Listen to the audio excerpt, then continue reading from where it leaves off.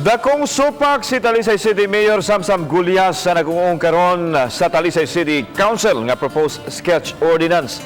Ubos nini, magduan na unya ang mga motorista nga nalambigit sa disgrasya nga sila ang mag-sketch gamit ang chalk o crayons. Si Chona Carion alang sa detalye. Wa makauyon si Mayor Samsam Gulyas sa ordinansahon nga gipanday ni Councilor Ferdy Rabaya. Mato di Gulyas nga gikinahanglan nga maminaw ang konseho sa dakbayan sa mga sentimento sa publiko. Hinuon makighinabi ang mayor sa City Council kabahin niini.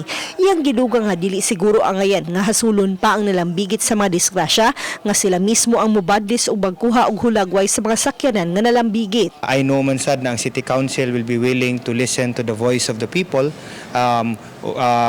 Kung unsay comments mga tao regarding this ordinance, and I know and with the right hearings and with the right comments in place, maybe ma-refied o ma-retune ang ordinansa. Gidugang ni Gulyas nga doon na mga dugang enforcers nga gipaubos sa training. Gawas pa sa mga police traffic investigators ang mga barangay tanod sa 22 ka mga barangay sa dakpan usab ang gipaubos sa training o gideputize aron makatabang pagtubag kung adunay vehicular accidents. Because kana unta trabaho na sa enforcers, trabaho sa gobyerno, ug ang mga tao lang unta ang mga tao should be willing dili na lang unta atagan na itong trabaho na mag-sketch pa because kanang we don't know how they will sketch it, and most importantly kanang ano hasula-sulon pa natong katawhan niya.